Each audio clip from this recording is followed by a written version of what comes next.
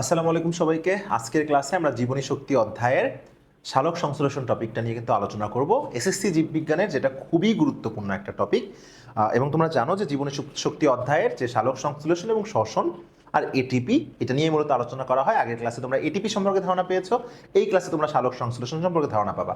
এখন দেখো, আমরা যে প্রথম যে টপিকটা দেখলাম, এই টপিকটার নাম হচ্ছে সালোক সংশ্লেষণ। কি সংশ্লেষণ বলো? সালোক সংশ্লেষণ। সবাই জানো সালোক সংশ্লেষণ, এটাকে ইংলিশে আমরা বলি হচ্ছে ফটোসিনথেসিস। কেন ফটোসিনথেসিস বলি সেটা আমরা এখনই শিখে ফেলবো। ধরো আমি যদি লিখি ফটোসিনথেসিস, ধরো আমি লিখলাম ফটোসিনথেসিস। এই ফটোসিনথেসিস লিখলে কি হবে? ফটোসিনথেসিস লিখলে দেখো প্রথমেই যেটা আসে সেটা হচ্ছে ফটো। কি আসে বলো? ফটো। আর তোমরা সবাই মনে রাখবা, এই ফটো মানে হচ্ছে লাইট, আর লাইট মানে হচ্ছে আলো। লাইট মানে কি? আলো। লাস্টে সিস দেখতেছো না? এই সিস মানে হচ্ছে প্রক্রিয়া। সিস মানে কি বলো? সিস মানে হচ্ছে প্রক্রিয়া। আর সিনথেসিস মানে হচ্ছে কোনো যৌগ সৃষ্টির প্রক্রিয়া। কোনো যৌগ সৃষ্টির প্রক্রিয়া। তাহলে শুধু যদি আমি তোমাকে সিস বলতাম, এই সিস মানে হতো প্রক্রিয়া, আর যখন আমি বলবো সিনথেসিস তখন আমি বলবো যে যৌগ সৃষ্টির প্রক্রিয়া। ক্লিয়ার আমার কথা? তাহলে খেয়াল করে তো দেখো তো, যে এইখানে আমি যদি তোমাকে ডিরেক্টলি বলি যে সালোক সংশ্লেষণ, তাহলে যেটা দাঁড়ায় আলোর সাহায্যে কোনো যৌগ সৃষ্টির প্রক্রিয়া। আলোর সাহায্যে কোনো যৌগ সৃষ্টির প্রক্রিয়া, এটাই সালোক সংশ্লেষণ। আর তুমি যদি চিন্তা করো অন্যদিকে, যে ফটো, এই ফটো মানে হচ্ছে আলো, আর আলো মানে হচ্ছে কি? শালক। আলো মানেই শালক, হ্যাঁ, আলো মানেই শালক। আর সিনথেসিসের যদি আমি আরেকটা মিনিং দাঁড় করাই তাহলে দাঁড়ায় সংশ্লেষণ। সিনথেসিসে যদি আমি আরেকটা মিনিং দাঁড় করাই তাহলে দাঁড়ায় সংশ্লেষণ। তাহলে ফটোসিনথেসিস মানে কি? ফটোসিনথেসিস মানে হচ্ছে সালোক সংশ্লেষণ। আমি আবারও বলছি, ফটোসিনথেসিস মানে কি? ফটোসিনথেসিস মানে হচ্ছে সালোক সংশ্লেষণ। হ্যাঁ, আর অন্যভাবে যদি চিন্তা করি, ফটো মানে আলো, আলো মানে শালক, আর সিনথেসিস মানে সংশ্লেষণ। সংশ্লেষণ মানে কি? সংশ্লেষণ মানে হচ্ছে কোনো যৌগ সৃষ্টির প্রক্রিয়া, অর্থাৎ সিনথেসিস বা সংশ্লেষণ মানে হচ্ছে কোনো যৌগ সৃষ্টির প্রক্রিয়া। তাহলে যখন আমি আলোর সাহায্যে কোনো যৌগ সৃষ্টি করব, যেমন আমরা এই ক্ষেত্রে জানি গ্লুকোজ জাতীয় খাদ্য, তো গ্লুকোজ এক ধরনের যৌগ, এটা সৃষ্টি করব, তখন তাকে আমরা বলবো সালোক সংশ্লেষণ। তাহলে আমরা পুরো জিনিসটা খেয়াল করে দেখি। দেখো, যে সালোক সংশ্লেষণ বা ফটোসিনথেসিস শব্দটি ফটো এবং সিনথেসিস নামক শব্দ দুটি থেকে এসেছে, যেখানে ফটো শব্দটি দ্বারা আলো এবং সিনথেসিস শব্দটি দ্বারা সংশ্লেষণ অর্থ প্রকাশ করে। সো সিনথেসিস বা সংশ্লেষণ অর্থ হচ্ছে তৈরি করার প্রক্রিয়া বা কোনো যৌগ সৃষ্টির প্রক্রিয়া, অর্থাৎ ফটোসিনথেসিস হলো বা সালোক সংশ্লেষণ হলো আলোর সাহায্যে কোনো যৌগ সৃষ্টির প্রক্রিয়া। জেনে রাখা ভালো, সেই যৌগটা হচ্ছে কার্বোহাইড্রেট বা শর্করা। আমরা গ্লুকোজ তৈরি করি না, সো গ্লুকোজটা হচ্ছে কার্বোহাইড্রেট বা শর্করা। প্রত্যেকটা লাইন বাই লাইন তোমাদেরকে কিন্তু আমি ইনশাল্লাহ এইভাবেই ব্রেকডাউন দেওয়ার চেষ্টা করব। এক নজরে দেখে ফেলো সালোক সংশ্লেষণ। এর মধ্যে যে শালক, শালক মানে ফটো, ফটো মানে আলো, সংশ্লেষণ মানে সিনথেসিস মানে যৌগ সৃষ্টির প্রক্রিয়া, অর্থাৎ আলোর সাহায্যে কোনো যৌগ অর্থাৎ গ্লুকোজ সৃষ্টির প্রক্রিয়া।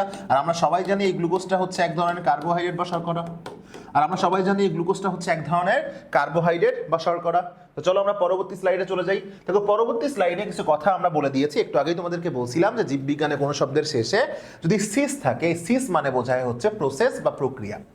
জীববিজ্ঞানে কোনো শব্দের শেষে যদি সিস থাকে তাহলে সিস মানে বোঝায় প্রসেস বা প্রক্রিয়া। অনেকগুলো উদাহরণ দেওয়া হয়েছে সিস শব্দের দ্বারা প্রসেস বা প্রক্রিয়া বোঝায়, যেমন ধরো অ্যামাইটোসিস, মাইটোসিস, মিওসিস, এই তিনটা হচ্ছে কোষ বিভাজনের প্রক্রিয়া। কিসের প্রক্রিয়া? কোষ বিভাজনের প্রক্রিয়া। আবার আমরা যদি নিউক্লিয়াসের বিভাজনের প্রক্রিয়া বলি ক্যারিওকাইনেসিস, সাইটোপ্লাজমের বিভাজনের প্রক্রিয়া বলি সাইটোকাইনেসিস, আরেকটা আছে ইন্টারকাইনেসিস, সবগুলোর মধ্যে কিন্তু সিস আছে। এবং এখানে যতগুলা বললাম amitosis, mitosis, meiosis, karyokinesis, cytokinesis, ইন্টারকাইনেসিস, সবগুলাই কিন্তু রিলেটেড উইথ সেল ডিভিশন মানে কোষ বিভাজনের সাথে সম্পর্কিত প্রক্রিয়াকে কিন্তু বুঝিয়েছে। এখন দেখো আমরা কি পড়বো? এখন আমরা পড়বো হচ্ছে সংজ্ঞা। সংজ্ঞা খুবই সহজ একটা জিনিস, খেয়াল করে দেখো, যে প্রক্রিয়ায় সবুজ উদ্ভিদ তার পাতার ক্লোরোফিল এবং সূর্যের আলোক শক্তিকে এটিপি এবং NADPH2 নামক রাসায়নিক শক্তিতে রূপান্তর করে এবং শক্তি ব্যবহার করে কার্বন ডাইঅক্সাইড বিজারণের মাধ্যমে শর্করা জাতীয় খাদ্য প্রস্তুত করে, তাকে সালোক সংশ্লেষণ বলে। এইভাবে বলে গেলে তোমরা মনে মনে গালাগালি দিবা যে ভাই কি বললেন, কিছুই বুঝলাম না, মুখস্থর মতো তো শোনালো। চলো তোমাদেরকে আমি বোঝাই দিই। খেয়াল করো, সালোক সংশ্লেষণের যে বিক্রিয়াটা, সেই বিক্রিয়াটা আমরা এইখানে না দেখে তোমাদেরকে আমি লিখে দেখাই। তো সালোক সংশ্লেষণের ক্ষেত্রে মনে রাখবা কি কি লাগে। সো কার্বন ডাইঅক্সাইড বিক্রিয়া করে পানির সাথে। এই কার্বন ডাইঅক্সাইড পানির সাথে যে বিক্রিয়া করে, এই বিক্রিয়া করতে সাহায্য করে হচ্ছে সূর্যের আলো এবং ক্লোরোফিল। খেয়াল করো, এই যে কার্বন ডাইঅক্সাইড, এই যে কার্বন ডাইঅক্সাইড তোমার বিক্রিয়া করে কার সাথে? কার্বন ডাইঅক্সাইড তোমার বিক্রিয়া করে হচ্ছে যে পানির সাথে। এখানে কিন্তু লাগে হচ্ছে সূর্যের আলো এবং ক্লোরোফিল। তৈরি করে গ্লুকোজ অর্থাৎ C6H12O6, তৈরি করে হচ্ছে গ্লুকোজ অর্থাৎ C6H12O6। হ্যাঁ, সাথে কিন্তু উপজাত হিসেবে নির্গত হয় কিছু পরিমাণ আবার অক্সিজেন এবং কিছু পরিমাণ হচ্ছে তোমার পানি। সো এখন দেখো, এখন যে বিক্রিয়াটা আমরা লিখলাম এই বিক্রিয়া কিন্তু তোমরা সবাই জানো, বাট এই বিক্রিয়া কিন্তু এখনো সমতা করা হয়নি। সো এখন যে বিক্রিয়াটা আমরা শিখলাম এই বিক্রিয়াটা কিন্তু এখনো সমতা করা হয়নি। সমতা যদি করতে চাই তোমরা এতটুকু মনে রাখবা যে সালোক সংশ্লেষণে যে যৌগ সৃষ্টির যে প্রক্রিয়া আমরা একটু আগে দেখলাম সেই যৌগটা তো গ্লুকোজ, তাই না? সো গ্লুকোজের সংকেত মনে রাখা তো আমাদের জন্য ফরজ। সো গ্লুকোজের সংকেত কি? C6H12O6। এইটা দিয়েই কিন্তু তুমি পুরো বিক্রিয়া সমতা করে ফেলতে পারবা। যেহেতু গ্লুকোজের বিক্রিয়া হচ্ছে সংকেত হচ্ছে C6H12O6, গ্লুকোজের সংকেত দিয়ে পুরো বিক্রিয়া সমতা তুমি কিভাবে করবা দেখো, এইভাবে মনে রাখবা। দেখো গ্লুকোজের নিচে কার্বনে আছে 6, তাহলে এখানে কার্বন দিয়ে যেটা শুরু হয়েছে কার্বন ডাইঅক্সাইড, এখানে দিয়ে দিব 6। দেখো এইচ এর সাথে আছে 12, অর্থাৎ এইচ দিয়ে যেটা শুরু হয়েছে পানি, এখানে দিয়ে দিব 12। দেখো বাকি আছে 6, সো বাকি দুইটাতে দিয়ে দিব আমি 6। সো এটা ম্যাজিক, খুব সহজে আমরা সালোক সংশ্লেষণের বিক্রিয়াকে সমতা করে ফেললাম। এখন চিন্তা করে দেখো তো সালোক সংশ্লেষণে কি কি লাগে। সালোক সংশ্লেষণে লাগে হচ্ছে 6 অণু কার্বন ডাইঅক্সাইড, 12 অণু পানি, সূর্যের আলো আর ক্লোরোফিল। এই যে সালোক সংশ্লেষণে 4টা জিনিস লাগলো, এই 4টা জিনিসই কিন্তু সালোক সংশ্লেষণের প্রয়োজনীয় উপকরণ। তাহলে পরীক্ষায় যদি প্রশ্ন আসতেই পারে, খুবই গুরুত্বপূর্ণ এমসিকিউ, যে নিচের কোনটি সালোক সংশ্লেষণের প্রয়োজনীয় উপকরণ নয়। চলো আমি তোমাদেরকে শিখিয়ে দিই কিভাবে তোমরা মনে রাখবা সালোক সংশ্লেষণের প্রয়োজনীয় উপকরণ কি কি। সো হেডলাইন দিয়ে ফেলো খাতায়, সালোক সংশ্লেষণের প্রয়োজনীয় উপকরণ। সো হেডলাইন দিয়ে ফেলো সালোক সংশ্লেষণের প্রয়োজনীয় উপকরণ। হ্যাঁ, আবারও বলতেছি, সালোক সংশ্লেষণের প্রয়োজনীয় উপকরণ। সালোক সংশ্লেষণের প্রয়োজনীয় উপকরণ। এই সালোক সংশ্লেষণের প্রয়োজনীয় উপকরণ মনে রাখার যে টেকনিকটা তোমরা ব্যবহার করতে পারো, সেই টেকনিকটা হচ্ছে আঁকা পাকা। টেকনিকটা হচ্ছে কি বলো? আঁকা পাকা। তাহলে সালোক সংশ্লেষণের প্রয়োজনীয় উপকরণ মনে রাখার টেকনিক কি? সালোক সংশ্লেষণের প্রয়োজনীয় উপকরণ মনে রাখার টেকনিক হচ্ছে আঁকা পাকা। সো আতে কি বলো? এই আতে হচ্ছে আলো, কাতে হচ্ছে কার্বন ডাইঅক্সাইড, পাতে হচ্ছে পানি, আর পরের কতে হচ্ছে ক্লোরোফিল। তাহলে পরের কতে কি? পরের কতে হচ্ছে ক্লোরোফিল। হ্যাঁ, তাহলে সালোক সংশ্লেষণের প্রয়োজনীয় উপকরণ মনে রাখার টেকনিক আঁকা পাকা। এখন যদি আমি তোমাকে বলি যে নিচের কোনটি সালোক সংশ্লেষণের প্রয়োজনীয় উপকরণ নয়, আলো, আলো, কার্বন ডাইঅক্সাইড, পানি নাকি অক্সিজেন, তুমি কিন্তু নিঃসন্দেহে দেখাতে পারবা উত্তরটি হবে হচ্ছে অক্সিজেন। তো চলো আমরা স্লাইডে চলে যাই, দেখো কি হচ্ছে। স্লাইডে কি আছে দেখো, সালোক সংশ্লেষণের যে বিক্রিয়া সুন্দর করে বলা আছে। 6 অণু কার্বন ডাইঅক্সাইড 12 অণু পানির সাথে বিক্রিয়া করে, সূর্যের আলো এবং ক্লোরোফিল সেখানে সাহায্য করে, তৈরি করে গ্লুকোজ, 6 অণু পানি এবং 6 অণু অক্সিজেন। তো বিক্রিয়াটি ভালো করে লক্ষ্য করলেই দেখবা যে সালোক সংশ্লেষণের প্রয়োজনীয় উপকরণ কি কি সুন্দর করে দেওয়া আছে। কার্বন ডাইঅক্সাইড, পানি, সূর্যালোক এবং ক্লোরোফিল। আমরা কিন্তু অলরেডি সেটা পড়ে ফেলেছি। এবং দেখো পরবর্তী স্লাইডে খুব সুন্দর করে, দেখো পরবর্তী স্লাইডে খুব সুন্দর করে বলা আছে যে মনে রাখার টেকনিক আমি দিয়ে দিয়েছি আঁকা এবং পাকা। দেখো আঁকা এবং পাকা। হ্যাঁ, আতে কি? আলো, কাতে কার্বন ডাইঅক্সাইড, পাতে পানি এবং গতে হচ্ছে ক্লোরোফিল। ক্লিয়ার? এখন খেয়াল করে দেখো তো আরো একটা জিনিস, যে সালোক সংশ্লেষণ উৎপন্ন হয় কি কি। খেয়াল করো, মন দিয়ে খেয়াল করো। দেখো সালোক সংশ্লেষণে আমি যদি তোমাদেরকে বলি যে সালোক সংশ্লেষণে উৎপন্ন হয় কি কি, সালোক সংশ্লেষণ উৎপন্ন হয় দেখো তাহলে পানি, অক্সিজেন, এই দুটো জিনিস কিন্তু সালোক সংশ্লেষণে উৎপন্ন হয়। এটা কিন্তু না, আমরা মনে রাখবো মূলত সালোক সংশ্লেষণে উৎপন্ন হয় হচ্ছে গ্লুকোজ। তাহলে বলো সালোক সংশ্লেষণে উৎপন্ন হয় কি? সালোক সংশ্লেষণ উৎপন্ন হয় হচ্ছে গ্লুকোজ, পানি এবং অক্সিজেন। বাট আমরা মনে রাখবো যে পানি আর অক্সিজেনটা আসলে উপজাত হিসেবে নির্গত হয়। কি হিসেবে নির্গত হয়? উপজাত, মানে মূল তৈরি হয়, মূল জাত হচ্ছে এই গ্লুকোজ। মূল জাত হচ্ছে এই গ্লুকোজ। আর জাত তৈরি করতে যে প্রধান জিনিস তৈরি করতে যে উপজাতটা তৈরি হয় সেটা হচ্ছে কি? পানি এবং অক্সিজেন। তাহলে মনে রাখবা যে প্রয়োজনীয় জিনিস, যে প্রয়োজনীয় উপকরণ যে কাজে লাগে, কার্বন ডাইঅক্সাইড লাগে কার্বোহাইড্রেট তৈরি করার জন্য। কিভাবে মনে রাখবো? কাতে কার্বন ডাইঅক্সাইড, কাতে কার্বোহাইড্রেট। তাহলে পরীক্ষায় যদি প্রশ্ন আসে যে সালোক সংশ্লেষণের প্রয়োজনীয় উপকরণ যেগুলো রয়েছে কোনটা কোন কাজে লাগে, সালোক সংশ্লেষণের প্রয়োজনীয় উপকরণ যেগুলো রয়েছে কোনটা কোন কাজে লাগে, এভাবে মনে রাখবা। কাতে কার্বন ডাইঅক্সাইড, কাতে এটা কার্বোহাইড্রেট তৈরির জন্য লাগে। আমি দেখাচ্ছি, কা দিয়ে হয় কার্বন ডাইঅক্সাইড, কা দিয়ে হয় এটা কার্বোহাইড্রেট তৈরিতে লাগে। তাহলে কা দিয়ে হয় কার্বন ডাইঅক্সাইড, কা দিয়ে হয়, এটা কার্বোহাইড্রেট তৈরিতে লাগে। তবে পানি কি জন্য লাগে? পানি লাগে রাসায়নিক শক্তি তৈরি করার জন্য। কারণ দেখো পানিকে ভাঙলে ওর মধ্যে যে 2H+ তোমরা পাবা, ওই H+ দ্বারাই কিন্তু ATP এবং NADPH2 তৈরি করা হয়। ঠিক আছে, কেন? এটা তোমরা আরো সালোক সংশ্লেষণ প্রক্রিয়া যখন পড়াবো তখন বুঝতে পারবা। সূর্যের আলো কেন লাগে? অবশ্যই শক্তির জন্য সূর্যের আলো লাগে। সূর্যের আলো কেন লাগে? অবশ্যই শক্তির জন্য সূর্যের আলো লাগে, সৌর শক্তি আমরা ব্যবহার করি। আর একটা কথা মনে রাখবা, ক্লোরোফিল কেন লাগে? খেয়াল করো, এই যে সূর্যের আলোটাকে পাতার মধ্যে আমরা এনে ব্যবহার করি, এই যে সূর্যের আলোটাকে পাতার মধ্যে আমরা এনে ব্যবহার করি, এই সূর্যের আলোর ফোটনকে গ্রহণ করে পাতার মধ্যে গ্রহণ উপযোগী করে আনার জন্য ক্লোরোফিলটা লাগে। তাহলে দেখো, সূর্যের আলো সূর্য শক্তিকে শোষণ করে রাসায়নিক শক্তিতে রূপান্তরের জন্য কিন্তু লাগে ক্লোরোফিল। তাহলে সালোক সংশ্লেষণের প্রয়োজনীয় উপকরণ কি কি কাজে লাগে? কাতে কার্বন ডাইঅক্সাইড, কাতে কার্বোহাইড্রেট তৈরি করার জন্য লাগে, পানি রাসায়নিক শক্তি তৈরি করার জন্য লাগে, এবং সূর্যালোক লাগে শক্তির জন্য, এবং ক্লোরোফিল লাগে সৌরশক্তিকে রাসায়নিক শক্তিতে রূপান্তর করার জন্য। তাহলে এতটুকু তোমরা বুঝতেই পারলা, সালোক সংশ্লেষণ প্রক্রিয়ায় সৌরশক্তি রাসায়নিক শক্তিতে রূপান্তরিত হয়। এখন দেখো, সালোক সংশ্লেষণের উপজাত দ্রব্য তাহলে কয়টা? 2টা। সালোক সংশ্লেষণের উপজাত, জাত হচ্ছে গ্লুকোজ, জাত হচ্ছে গ্লুকোজ। তাহলে গ্লুকোজ তৈরি করতে যে উপজাত কি কি তৈরি হয়? 2টা। একটা হচ্ছে পানি এবং একটা হচ্ছে অক্সিজেন। দেখো, নাইস টু নো, সালোক সংশ্লেষণ প্রক্রিয়ায় যে অক্সিজেনটা তৈরি হয়, এই অক্সিজেনটা কিন্তু 2টা জিনিস থেকে আসতে পারে। তোমাদের জাস্ট একটু বোঝাই বলি, সালোক সংশ্লেষণে আমরা যে বিক্রিয়াটা লিখছিলাম, সেই বিক্রিয়া কিন্তু তোমরা দেখছিলা, প্রথমে কার্বন ডাইঅক্সাইড ছিল 6 অণু আর 12 অণু কিন্তু পানি ছিল, রাইট? এই 12 অণু পানি ছিল, এই 2টার মধ্যেই কিন্তু অক্সিজেন রয়েছে, এই 2টার মধ্যেই কিন্তু অক্সিজেন রয়েছে। বাট নানা ধরনের বৈজ্ঞানিক গবেষণার ফলে দেখা গিয়েছে যে সালোক সংশ্লেষণে যে অক্সিজেনটা নির্গত হয় তার 100% পানি থেকে আসে, কার্বন ডাইঅক্সাইড থেকে আসে না, কার্বন ডাইঅক্সাইড থেকে আসে না। তাহলে কি মনে রাখবা? সালোক সংশ্লেষণে উপজাত হিসেবে যে অক্সিজেনটা নির্গত হয়, সালোক সংশ্লেষণে উপজাত হিসেবে যে অক্সিজেনটা নির্গত হয় তার 100%ই আসে হচ্ছে পানি থেকে, 1% মিলি মানে কোনো 0.00001% কার্বন ডাইঅক্সাইড থেকে আসে না। হ্যাঁ, এখন দেখো, মনে রাখবা, কার্বন ডাইঅক্সাইড কিন্তু বায়ুমণ্ডলে থাকে 0.03% আর পানিতে থাকে 0.3%। খুবই ইম্পর্টেন্ট এমসিকিউ এর জন্য, যে কার্বন ডাইঅক্সাইড বায়ুমণ্ডলে কতটুকু থাকে? বায়ুমণ্ডলে থাকে 0.03%, পানিতে থাকে 0.3%। তাহলে আবারও বলতেছি, কার্বন ডাইঅক্সাইড বায়ুমণ্ডলে থাকে 0.03% এবং বায়ুতে থাকে কত? আমি কি বললাম যে বায়ুমণ্ডলে থাকে 0.03% এবং পানিতে থাকে 0.3%। তাহলে দেখো, বায়ুমণ্ডলে 0.03% আছে, পানিতে 0.3% আছে। এই কারণেই কিন্তু জলজ উদ্ভিদের সালোক সংশ্লেষণের হার স্থলজ উদ্ভিদের থেকে বেশি। তার পরীক্ষায় প্রশ্ন আসতে পারে যে স্থলজ উদ্ভিদের সালোক সংশ্লেষণ হার জলজ উদ্ভিদ, সরি এখানে একটা ভুল লেখা আছে, ভুলটা কি লেখা আছে দেখো, যে এখানে হবে হচ্ছে জলজ উদ্ভিদের সালোক সংশ্লেষণের হার স্থলজ উদ্ভিদ অপেক্ষা বেশি। ব্যাখ্যা করো। কারণ কি? খুবই নর্মাল কথা, কার্বন ডাইঅক্সাইড সালোক সংশ্লেষণের প্রয়োজনীয় উপকরণ, তার মানে কার্বন ডাইঅক্সাইডের পরিমাণ যত বেশি হবে সালোক সংশ্লেষণের হারও তত বেশি হবে।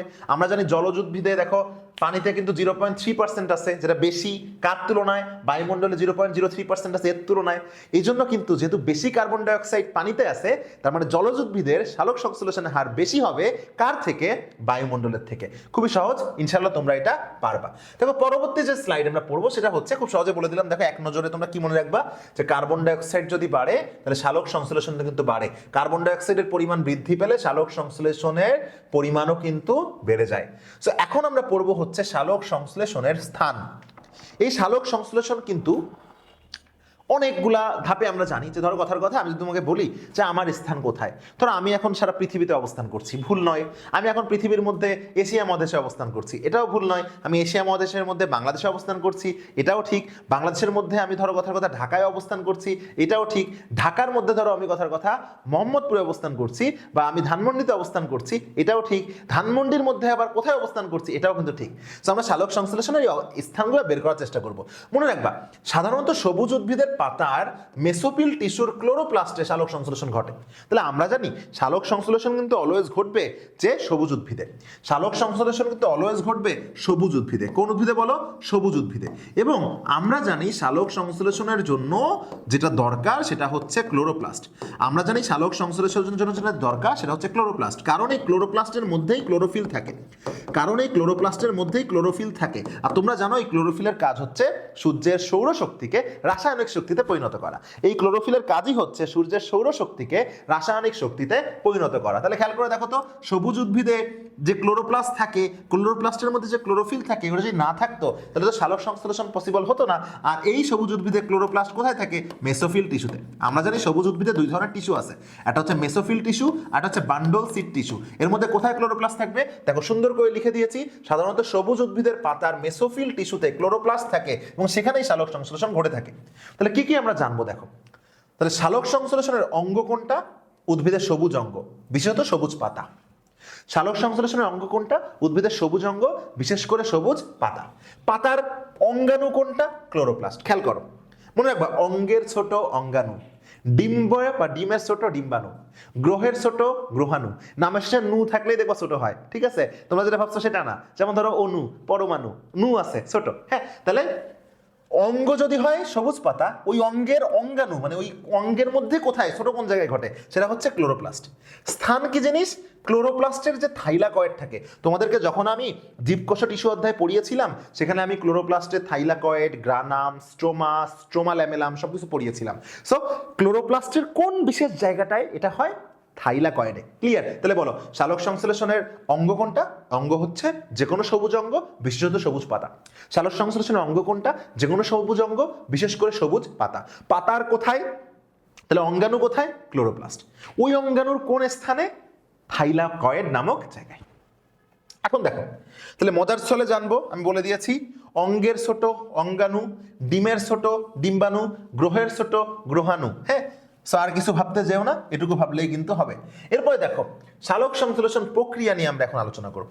সালোক সংশ্লেষণ প্রক্রিয়া এই টপিকটা যে কতবার এসএসসি পরীক্ষায় এসেছে তার কিন্তু কোনো ধারণা নাই। অনেকবার এটা এসএসসি পরীক্ষায় এসেছে। তো সালোক সংশ্লেষণের প্রক্রিয়াটা আমাদেরকে খুব ভালোভাবে বুঝতে হবে। একটা মজার জিনিস খেয়াল করো, যে সালোক সংশ্লেষণ কিন্তু অবশ্যই কোনো জানাতানা প্রক্রিয়া নয়, এটি একটি জটিল প্রক্রিয়া এবং দীর্ঘ প্রক্রিয়া। মানে আমরা জাস্ট দেখি যে আমাদের উদ্ভিদ নিজের খাদ্য নিজে তৈরি করে ফেলতেছে ও বেঁচে আছে, মানে এই না যে অনেক সহজে কাজটা করতে পারে। অবশ্যই এই প্রক্রিয়াটা একটা জটিল প্রক্রিয়া এবং অবশ্যই এই প্রক্রিয়াটা একটা দীর্ঘ প্রক্রিয়া। সর্বপ্রথম সালোক সংশ্লেষণ প্রক্রিয়াকে যে বিজ্ঞানী ভাগ করছে 1905 সালে, আর কি, আমি ইংরেজি বলতে গেলে আবার পারি না, 1905 সালে, সেই বিজ্ঞানীর নাম হচ্ছে বিজ্ঞানী ব্ল্যাকম্যান। তাহলে দেখো, বিজ্ঞানী ব্ল্যাকম্যান 1905 সালে এই প্রক্রিয়াকে দুটি পর্যায়ে ভাগ করছে। তাহলে প্রথম প্রশ্ন হচ্ছে, সালোক সংশ্লেষণ কি অনেক সহজ প্রক্রিয়া? না, অনেক জটিল এবং দীর্ঘ প্রক্রিয়া। দ্বিতীয় প্রশ্ন হচ্ছে, সালোক সংশ্লেষণের প্রক্রিয়াকে দুটি পর্যায়ে ভাগ করেছেন কোন বিজ্ঞানী, কত সালে? উত্তর হচ্ছে 1905 সালে বিজ্ঞানী ব্ল্যাকম্যান সালোক সংশ্লেষণের প্রক্রিয়াকে দুটি পর্যায়ে ভাগ করছে। উনি খেয়াল করে দেখছে যে সালোক সংশ্লেষণে, সালোক মানেই তো আলোক, সালোক মানেই তো আলোক, সো আলোক লাগে। আবার কোথাও কোথাও দেখো, আমরা আলোর মধ্যে যে কাজটা করব বা আলোর দ্বারা যে কাজটা করব, আমি অন্ধকারেও কিন্তু ওইটার কোনো একটা ফল ভোগ করতে পারি। সো অন্ধকারেও কিন্তু ঘটতে পারে। সো উনি এই আলোর উপস্থিতির উপর ভিত্তি করে সালোক সংশ্লেষণকে দুইটা পর্যায়ে ভাগ করছে। যদি আলো লাগে তাহলে সেটাকে আমরা বলবো আলোক নির্ভর পর্যায়। আর আলো যদি না লাগে, না লাগে বলতে আলো না থাকলেও সমস্যা নাই, থাকলেও সমস্যা নাই, তাহলে সেটা হচ্ছে আলোক নিরপেক্ষ পর্যায়। আমি যদি বলি আলোক লাগে, আমরা জানি লাগা মানে হচ্ছে ডিপেন্ড করা। আমি যদি কারো, আমার জীবন চালানোর জন্য যদি কারো হেল্প লাগে, যেমন আমার অবশ্যই আমার বাবা মা, আমার বড় দুই ভাই, এদের হেল্প লাগবে, সো আমি তাদের উপর ডিপেন্ডেন্ট। সো আলোর উপর ডিপেন্ডেন্ট মানে হচ্ছে লাইট ডিপেন্ডেন্ট পর্যায়, মানে ফেজ, লাইট ডিপেন্ডেন্ট ফেজ। আবারও বলতেছি, আলোক নির্ভর পর্যায়ের ইংরেজি কি? আলোক মানে লাইট, নির্ভর মানে যার উপর আমি ডিপেন্ড করতেছি, তাহলে ডিপেন্ডেন্ট, ফেজ মানে পর্যায়। তাহলে আলোক নির্ভর পর্যায় মানে লাইট ডিপেন্ডেন্ট ফেজ, আর নিরপেক্ষ মানে না হলেও চলে, so light independent phase. Independent মানে স্বাধীন। সো ওর আলো হলেও সমস্যা নেই, না হলেও সমস্যা নেই, কিন্তু আলো না থাকলেও অন্ধকারেও সে এই কাজটা করতে পারে। এজন্য কিন্তু আলোক নিরপেক্ষ যে পর্যায়টা রয়েছে, এই পর্যায়কে অন্ধকার পর্যায়ও বলা হয়। তাহলে কেন আলোক নিরপেক্ষ পর্যায়কে অন্ধকার পর্যায়ও বলা হয়? আমি আবারও প্রশ্ন করি, কেন আলোক নিরপেক্ষ পর্যায়কে অন্ধকার পর্যায়ে বলা হয়? আলোক নিরপেক্ষ পর্যায়কে অন্ধকার পর্যায় বলার কারণটা হচ্ছে যে ও অন্ধকারেও ওই পর্যায়টা কাজ করতে পারবে। এখন দেখো, আমরা যদি আলোক একটা প্রশ্ন খেয়াল করো যে আলোক নির্ভর পর্যায় বা লাইট ডিপেন্ডেন্ট ফেজ পড়ি, একটা প্রশ্ন আছে যে যেহেতু এটা আলোক নির্ভর পর্যায় সেহেতু এই পর্যায়ের জন্য আলো অপরিহার্য। আলো অপরিহার্য কেন, এই প্রশ্নটা যদি আসে তাহলে আমরা কিন্তু জানি যে এই পর্যায়ে এমন একটা পর্যায় যে পর্যায়ে আমরা সূর্যের সৌরশক্তিকে রাসায়নিক শক্তিতে রূপান্তর করি। তোমরা জানো রাসায়নিক শক্তি কিন্তু দুইটা, একটা হচ্ছে এটিপি এবং আরেকটা হচ্ছে NADPH2। হ্যাঁ, ATP plus NADPH plus H plus, তোমরা জানো এটাকে আত্তীকরণ শক্তিও বলা হয়। সো এই পর্যায়ে সূর্যের আলোক রশ্মি অর্থাৎ সৌরশক্তি রাসায়নিক শক্তিতে রূপান্তর হয়। এখন দেখো আলোক নির্ভর পর্যায়ে সৌরশক্তি রাসায়নিক শক্তিতে রূপান্তর হয়। সৌরশক্তি মানে তো জানো সূর্যের আলোর শক্তি, আর রাসায়নিক শক্তি মানে কি এটিপি আর NADPH প্লাস H প্লাস। তাহলে যেখানে সূর্যের আলোই রাসায়নিক মানে সূর্যের আলোক শক্তি বা সৌরশক্তি রাসায়নিক শক্তিতে রূপান্তর হয়, তাহলে সূর্যের আলো তো লাগবেই, তাহলে আলো অপরিহার্য। খুবই সহজ কথা গেল। নেক্সট দেখো, নেক্সট স্লাইডে কি আছে, খুব সহজ। দেখো নেক্সট স্লাইডে কি আছে, এই যে দেখো জেনে রাখা ভালো, আমরা সবাই একটু আগে যেটা দেখলাম সেটা হচ্ছে এটিপি কি জিনিস, অ্যাডিনোসিন ট্রাইফসফেট। আমরা এটা এই অধ্যায়ের প্রথম লেকচারে পড়ে আসছি, যারা ক্লাসটা করনি ক্লাসটা করে আসবা। NADP কি জিনিস, নিকোটিনামাইড অ্যাডিনিন ডাইনিউক্লিওটাইড ফসফেট। আমি আবারও বলতেছি NADP কি জিনিস, নিকোটিনামাইড অ্যাডিনিন ডাইনিউক্লিওটাইড ফসফেট। এখন প্রশ্ন আসতে পারে যে ভাই NADP আর NADPH2, এই NADP আর NADPH2 এর মধ্যে পার্থক্য কি? আবারও বলতেছি NADP আর NADPH2 এর মধ্যে পার্থক্য কি? যখনই হাইড্রোজেন H2 যোগ হচ্ছে তখন কিন্তু সে বিজারিত হচ্ছে। তাহলে NADP যখন বিজারিত হয় তখন তাকে আমরা বলি NADPH প্লাস H প্লাস বা NADPH2। আমি আবারও বলতেছি NADP যখন বিজারিত হয়, বিজারিত মানেই সেখানে হাইড্রোজেন যোগ হবে, H2 যোগ হবে। তাহলে NADP যখন বিজারিত হয় তখনই আমরা তাকে বলতেছি হচ্ছে NADPH2। সো আমরা যখন NADP পড়বো তখন আমরা বলবো nicotinamide adenine dinucleotide phosphate. But যখন বিজারিত হয়ে যাচ্ছে, আমরা সবাই জানি বিজারণ মানে হচ্ছে রিডাকশন, আমরা সবাই জানি যে বিজারণ মানে হচ্ছে রিডাকশন। আর ও বিজারিত যেহেতু হয়ে যাচ্ছে আর রিডাকশন ঘটলে প্রথমটুকু নিয়ে নিলাম, সো রিডাক ইডি লাগাই দিলাম, তাহলে হয়ে গেল রিডিউসড। তাহলে যখনই আমি NADPH2 বলবো তখন বলতে হচ্ছে reduced nicotinamide adenine dinucleotide phosphate. আবার বলি reduced nicotinamide adenine dinucleotide phosphate. অর্থাৎ রিডিউসড মানে বিজারিত, রিডাকশন অর্থ যেহেতু বিজারণ, রিডাকশন থেকেই কিন্তু রিডিউসড অর্থ বিজারিত কথাটা এসেছে। সো আশা করতেছি এই ক্লাসটা মানে যেটুকু বললাম এখন পর্যন্ত তোমরা একদম পানির মতো বুঝতে পারবা। হ্যাঁ, চলো আমরা নেক্সট স্লাইডে চলে যাই। তাহলে NADP হচ্ছে নিকোটিনামাইড অ্যাডিনিন ডাইনিউক্লিওটাইড ফসফেট আর NADPH2 হচ্ছে রিডিউসড নিকোটিনামাইড ডাইনিউক্লিওটাইড ফসফেট, কোনো পার্থক্য নাই। তবে আলোক নিরপেক্ষ পর্যায় বা লাইট ইন্ডিপেন্ডেন্ট ফেজ, প্রথম কথা এর অপর নাম হচ্ছে অন্ধকার পর্যায় বা ডার্ক ফেজ, কারণ এই পর্যায়টা অন্ধকারে বা ডার্কেও কিন্তু কাজ করতে পারে। সো এই পর্যায়টা অন্ধকারে বা ডার্কেও কিন্তু কাজ করতে পারে। এখন প্রশ্নটা হচ্ছে কেন এটাকে আলোক নিরপেক্ষ পর্যায় বলা হয়? কেন আলোক নিরপেক্ষ পর্যায় বলা হয়? কারণ এ পর্যায়ে আলোর প্রত্যক্ষ প্রয়োজন পড়ে না। আলোর উপস্থিতিতেও কি এই পর্যায়ে চলতে পারে? হ্যাঁ, আলোর উপস্থিতিতেও এই পর্যায়ে চলতে পারে। তাহলে এই পর্যায়ে আসলে কি হয়? এ পর্যায়ে বায়ুমণ্ডলের যে কার্বন ডাইঅক্সাইডটা আছে সেটা পত্ররন্ধ্রের ভিতর দিয়ে আমাদের উদ্ভিদের যে কোষ, এই কোষে প্রবেশ করে। আমরা সবাই জানি যে কার্বন ডাইঅক্সাইড বায়ুমণ্ডল থেকে যে পাতার মধ্যে প্রবেশ করে পাতার ছিদ্র দিয়ে, পাতার ছিদ্র, রন্ধ্র মানে ছিদ্র, তাকে আমরা বলবো পত্ররন্ধ্র। আর এটা পত্ররন্ধ্রের ভিতর দিয়ে যখন কোষের মধ্যে প্রবেশ করবে তখন কিন্তু ওই কার্বন ডাইঅক্সাইডটা কোষের মধ্যে যে আমরা জানি আমরা আলোক নির্ভর পর্যায়ে যে এটিপি আর NADPH2 তৈরি করছি না, ওই এটিপি আর NADPH2 শক্তিটার দ্বারা আমরা জানি ওই দুটা শক্তি যে এটিপি আর হচ্ছে NADPH প্লাস H প্লাস। হ্যাঁ, এই দুটা শক্তিকে আমরা জানি কি বলি? এই দুটা শক্তিকে আমরা জানি হচ্ছে আত্তীকরণ শক্তি হিসেবে। তাহলে এই দুটা শক্তিকে আমরা জানি আত্তীকরণ শক্তি হিসেবে। কি শক্তি হিসেবে? আত্তীকরণ শক্তি। তো এইখানে কি হয় দেখো, এই আলোক নিরপেক্ষ পর্যায়ে যে কার্বন ডাইঅক্সাইডটা পত্ররন্ধ্রের ভিতর দিয়ে কোষে প্রবেশ করছে, কোষে প্রবেশ করার পরে এই দুইটা শক্তির দ্বারা, আত্তীকরণ শক্তির দ্বারা এই কার্বন ডাইঅক্সাইড কিন্তু বিজারণ হয়। আর এই কার্বন বিজারণের মাধ্যমেই কিন্তু তৈরি হয় গ্লুকোজ। তাহলে খেয়াল করো, এই যে বিজ্ঞানী ব্ল্যাকম্যান 1905 সালে সালোক সংশ্লেষণের প্রক্রিয়াকে দুইটা ভাগে ভাগ করলো, আলোক নির্ভর পর্যায়ে আর আলোক নিরপেক্ষ পর্যায়ে। আলোক নির্ভর পর্যায়ে দুইটা শক্তি তৈরি হয়, যে শক্তিকে আমরা বলি আত্তীকরণ শক্তি বা অ্যাসিমিলেটরি পাওয়ার। এই আত্তীকরণ শক্তি দুইটা কি কি? এটিপি আর NADPH plus H plus. So এই যে দুইটা শক্তিকে তৈরি করলো, এই দুইটা শক্তি আলোক নিরপেক্ষ পর্যায়ে যে কার্বন ডাইঅক্সাইডটা কোষের মধ্যে প্রবেশ করছে, ওই কার্বন ডাইঅক্সাইডকে বিজারিত করে সে গ্লুকোজে পরিণত করে। তাহলে বুঝতে পারছো, দিনের বেলায় যে সূর্যের আলোটা পাইলাম, ওই সূর্যের আলো দ্বারা সৌরশক্তিকে রাসায়নিক শক্তিতে রূপান্তর করলাম। দিনের বেলায় যে সূর্যের আলোটা পাইলাম, ওই সূর্যের আলোটা দ্বারা পেয়ে আমরা সূর্যের আলোকে রাসায়নিক শক্তিতে রূপান্তর করলাম। রাতের বেলায় ওই রাসায়নিক শক্তি ব্যবহার করে কার্বন বিজারণের মাধ্যমে আমরা কাতে কার্বন ডাইঅক্সাইড, কাতে কার্বোহাইড্রেট জাতীয় খাদ্য কিন্তু প্রস্তুত করলাম। তাহলে আশা করতেছি তোমরা সালোক সংশ্লেষণ যে প্রক্রিয়া আমরা পড়লাম, এই প্রক্রিয়াটা বুঝতে পারছো। এখন খেয়াল করো, এখানে সুন্দর একটা কথা বলা হয়েছে যে তারপর কি হয়েছে দেখো, তারপর আলোক পর্যায়ে উৎপন্ন যে এটিপি এবং NADPH প্লাস H প্লাসের সাহায্যে আলোক নিরপেক্ষ পর্যায়ে কার্বন ডাইঅক্সাইড কিন্তু কি হয়, কার্বন ডাইঅক্সাইড কিন্তু বিজারিত হয়। এবং কার্বন ডাইঅক্সাইড বিজারিত হয়ে কিসে পরিণত হয়, অবশ্যই কার্বোহাইড্রেট বা শর্করায় পরিণত হয়। কার্বন বিজারণের গতিপথ কয়টা, কার্বন বিজারণের গতিপথ 3টা, কেলভিন চক্র, হ্যাসো-স্লাক চক্র, ক্রেসুলিচিয়ান অ্যাসিড বিপাক। কেলভিন চক্র, হ্যাসো-স্লাক চক্র এবং ক্রেসুলিচিয়ান অ্যাসিড বিপাক। তোমরা এই যে 3টা প্রক্রিয়া রয়েছে, কেলভিন চক্র, হ্যাসো-স্লাক চক্র এবং ক্রেসুলিচিয়ান অ্যাসিড বিপাক, এই টপিক সম্পর্কে তোমরা কিন্তু ইন্টারমিডিয়েটের ডিটেলস জানতে পারবা। শুধু এতটুকু জেনে রাখো, কেলভিন চক্রকে বলা হয় C3 সাইকেল, হ্যাসো-স্লাক চক্রকে বলা হয় C4 সাইকেল এবং ক্রেসুলিচিয়ান অ্যাসিড বিপাক এটা কিন্তু C3 C4, এগুলোর মতো কোনো নাম নাই। সো তোমরা এগুলো মনে রাখার চেষ্টা করবে। চলো এরপরে দেখো কি আছে। এরপরে দেখো আমরা অল্প একটু করে কেলভিন চক্র, যদিও এটা আমাদের এসএসসিতে তেমন লাগবে না, তারপরও অল্প একটু করে যেটুকু জানার প্রয়োজন জেনে নিব। কেলভিন চক্র কেন এই নামটা হয়েছে কেলভিন চক্র, আমি একটু আগেই তোমাদেরকে বললাম যে কেলভিন চক্রের অপর নাম হচ্ছে C3 চক্র। দেখো C3 চক্র বা C3 গতিপথ বা C3 সাইকেল।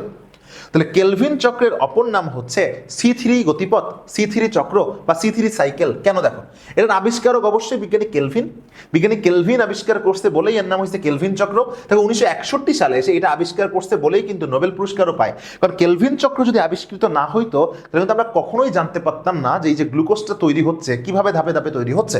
সো আবিষ্কারকের নাম অনুসারে এর অপর নাম হচ্ছে কেলভিন বেনসন ও ব্যাসাম চক্র। কেন, কারণ কেলভিনকে বেনসন এবং ব্যাসাম নামক বিজ্ঞানী সেও কিন্তু হেল্প করছিল। তাহলে কেলভিন চক্রের অপর নাম কেলভিন চক্র, যেমন আমরা বলি কারণ আবিষ্কারক কেলভিন, ঠিক তেমনি বেনসন এবং ব্যাসাম কিন্তু হেল্প করছিল, এই জন্য অপর নাম হচ্ছে আবিষ্কারকের নাম অনুসারে কেলভিন বেনসন বা ব্যাসাম চক্র, সংক্ষেপে কেলভিন চক্র। এই চক্রের নাম তাহলে কি দেখো, C3 গতিপথ, C3 চক্র বা C3 সাইকেল। কেন, আচ্ছা যে প্রশ্নটা করতেছিলাম যে কেন এর অপর নাম, আমরা না হয় জানতে পারলাম কেলভিন চক্রের অপর নাম কেলভিন বেনসন বা ব্যাসাম চক্র বা কেলভিন চক্র তার আবিষ্কারকের নাম অনুসারে। এখন তোমাদের মাথায় প্রশ্ন আসতে পারে না যে কেন এর অপর নাম C3 cycle? Yes, C for carbon dioxide. খেয়াল করে দেখো যে কেলভিন চক্রের প্রথম যে স্থায়ী পদার্থ সেটা 3 কার্বন বিশিষ্ট ফসফোগ্লিসারিক অ্যাসিড। এটা পরীক্ষার জন্য খুবই গুরুত্বপূর্ণ যে কেলভিন চক্রের প্রথম স্থায়ী পদার্থের নাম কি। কেলভিন চক্রের প্রথম স্থায়ী পদার্থের নাম 3 ফসফোগ্লিসারিক অ্যাসিড। কেলভিন চক্রের প্রথম স্থায়ী পদার্থের নাম 3 ফসফোগ্লিসারিক অ্যাসিড। তাহলে 3 ফসফোগ্লিসারিক অ্যাসিড কয় কার্বন বিশিষ্ট? 3 কার্বন বিশিষ্ট। তাহলে C ফর কার্বন, 3 কার্বন বিশিষ্ট বলে C3 সাইকেল, মনে থাকবে। তাহলে C ফর কার্বন আর 3 কার্বন বিশিষ্ট বলে C3 সাইকেল। তাহলে এই ধরনের উদ্ভিদকে আমরা কি বলবো? C3 উদ্ভিদ কিন্তু বলবো। পরীক্ষায় অনেক সময় এই C3 উদ্ভিদের কিন্তু এই C3 যে উদ্ভিদ আছে, এই C3 উদ্ভিদ যে আছে, C3 উদ্ভিদের কিন্তু উদাহরণ আসে। আমি আবারও বলতেছি, পরীক্ষায় অনেক সময় কিন্তু C3 উদ্ভিদের উদাহরণ আসে। আচ্ছা একটু জেনে রাখো, মনে রাখবা অধিকাংশ উদ্ভিদেই কিন্তু এই প্রক্রিয়ায় কি তৈরি হয়? শর্করা তৈরি হয়। তাহলে আমরা কিন্তু বলেই দিলাম যে যদি কেলভিন চক্র না থাকতো শর্করা কিভাবে তৈরি হয়েছে আমরা কিন্তু জানতে পারতাম না। হ্যাঁ, এই যে 3 ফসফোগ্লিসারিক অ্যাসিডের সংকেত দেখো 3 কার্বন বিশিষ্ট, এই জন্য এটার নাম হচ্ছে C3 সাইকেল। 3 কার্বন বিশিষ্ট, এই জন্য নাম কি? C3 cycle. এখন দেখো পরের যেটা হ্যাস-ও-স্লাক চক্র। তাহলে বলতো আবিষ্কারকের নাম অনুসারে নাম হচ্ছে হ্যাসো-স্লাক চক্র। তাহলে এটা আবিষ্কার করছে কে? এটা আবিষ্কার করছে বিজ্ঞানী হ্যাস এবং বিজ্ঞানী স্লাক। কত সালে? কেলভিন চক্র আবিষ্কারের জন্য 1961 সালে নোবেল পাইছিল। দেখো তারও 5 বছর পরে 1966 সালে। এর অপর নাম কেন? C4 গতিপথ। কেন C4 সাইকেল বা C4 চক্র কেন? কারণ বুঝতেই পারতেছো কেলভিন চক্রের প্রথম স্থায়ী পদার্থ 3 কার্বন বিশিষ্ট ছিল বলে ওইটা হয়েছিল C3 চক্র। তাহলে অবশ্যই C4 চক্র যেটা অর্থাৎ হ্যাসো-স্লাক চক্র, ওর প্রথম স্থায়ী পদার্থ 4 কার্বন বিশিষ্ট হবে। তো এর প্রথম স্থায়ী পদার্থের নাম হচ্ছে 4 কার্বন বিশিষ্ট অক্সালো অ্যাসিটিক অ্যাসিড। হ্যাঁ, এ দিয়ে আমরা সংক্ষেপে মনে রাখবো অক্সালো অ্যাসিটিক অ্যাসিড। আর অক্সালো অ্যাসিটিক অ্যাসিড কয় কার্বন বিশিষ্ট? অক্সালো অ্যাসিটিক অ্যাসিড 4 কার্বন বিশিষ্ট। যেহেতু অক্সালো অ্যাসিটিক অ্যাসিড 4 কার্বন বিশিষ্ট, সেই জন্য এর অপর নাম হচ্ছে C4 সাইকেল। এই জন্য অপর নাম কি বলো? আচ্ছা, এই জন্য অপর নাম কি? এই জন্য অপর নাম হচ্ছে C4 সাইকেল। আমি আবারও বলি, এই জন্য অপর নাম কি? C4 cycle. কেন C4 সাইকেল? কারণ হ্যাশ ও স্লাগ চক্রের প্রথম স্থায়ী পদার্থ যেটা, সেটার নাম হচ্ছে অক্সালো অ্যাসিটিক অ্যাসিড। আর অক্সালো অ্যাসিড 4 কার্বন বিশিষ্ট, এই জন্য এটার অপর নাম হচ্ছে C4 চক্র। আচ্ছা, একটা মজার ব্যাপার দেখো, যেটা C4 উদ্ভিদ, সেই উদ্ভিদে একই সাথে C3 এবং C4 চক্র পরিচালিত হতে দেখা যায়। দেখো, C3 আর C4 এর মধ্যে বেশি কোনটা? বেশি বড় 4 না? যেহেতু এটা বড়, এই জন্য এখানে C3 এবং C4 দুইটা একসাথে চলতে পারে, বাট C3 ছোট না, যেন এর মধ্যে C3 চললেও কখনো C4 চলতে পারে না। দেখো, C4 এর মধ্যে C3, দেখো আমি যদি তোমাকে বলি যে 4 এর আগে কিন্তু 1 2 3 আছে, সো এর মধ্যে 3ও ঘটতে পারে, বাট 3 এর আগে কিন্তু 1 2 আছে, 4 ঘটতে পারে না। এ থেকে আমরা কি মনে রাখবো? দেখো যে C4 উদ্ভিদে একই সাথে C3ও চলতে পারে, C4ও চলতে পারে। আরো জেনে রাখি, C3 উদ্ভিদের তুলনায় C4 উদ্ভিদের অনেক কিছু বেশি হবে। কেন? খেয়াল করো, এটা মনে রাখা খুবই সহজ। C3 আর C4 সংখ্যায় কোনটা বড়? 4 বড় না 3 বড়? অবশ্যই 4 বড়, তাহলে ওর সবকিছু বেশি হবে। তাহলে এই C3 উদ্ভিদের তুলনায় C4 উদ্ভিদের কি কি বেশি? সালোক সংশ্লেষণ হারও বেশি, উৎপাদন ক্ষমতাও বেশি। তাহলে C3 থেকে যে C4 এর এগুলো বেশি হবে, এটা মনে রাখার জন্য তোমার রকেট সায়েন্স লাগবে না। C3 থেকে 4 বড়, তাহলে C3 আর C4 এর মধ্যে কার সালোক সংশ্লেষণের হার বেশি? C4 এর। কার উৎপাদন ক্ষমতা বেশি? C4 এর।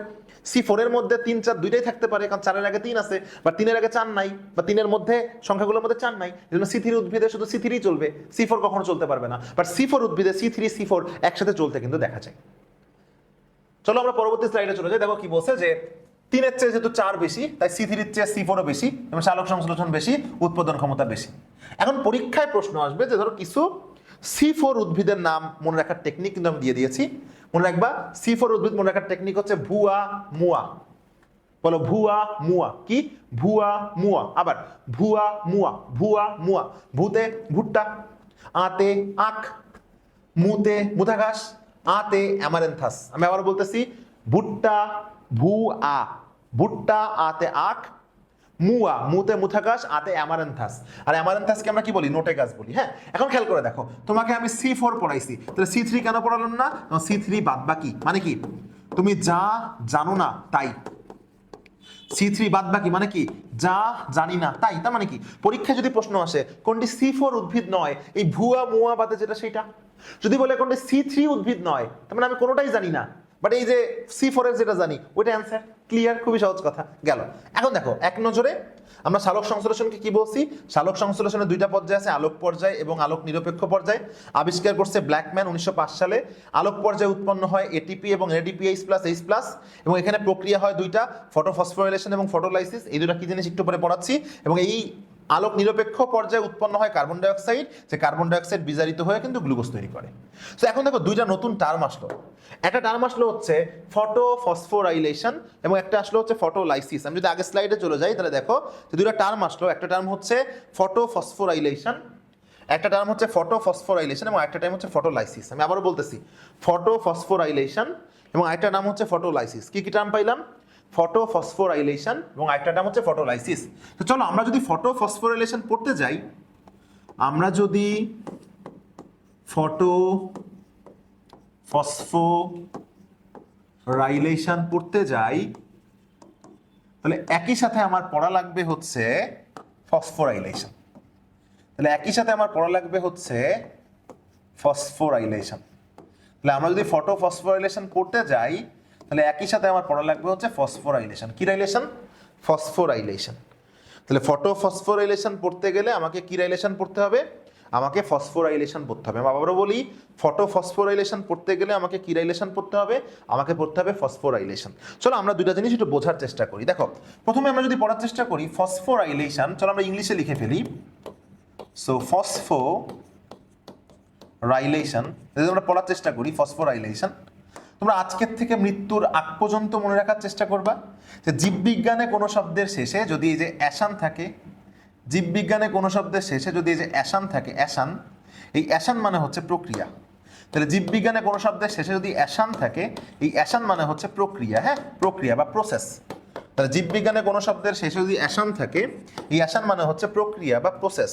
এবার দেখো, এখানে যে আছে ফসফোরাইল, কি আছে বলো? এখানে যে আছে ফসফোরাইল, আমি লিখে দিই, এখানে যে আছে ফসফোরাইল। হ্যাঁ, এই ফসফোরাইল কি জিনিস? এই ফসফোরাইলের মানে হচ্ছে addition of A phosphate group, addition of A phosphate group. আমি আবারও বলছি, দেখো, addition of A phosphate group, addition of A phosphate group. এর বাংলা করলে কি দাঁড়ায়? এর বাংলা হচ্ছে ফসফেট গ্রুপের সংযুক্তি, বা ফসফেট গ্রুপকে, অ্যাডিশন মানেও প্রক্রিয়া না, সংযুক্ত করা। হ্যাঁ, ফসফেট গ্রুপকে সংযুক্ত করা। তাহলে ফসফোরাইলেশনকে আমরা ভাঙলে দুইটা জিনিস পাই।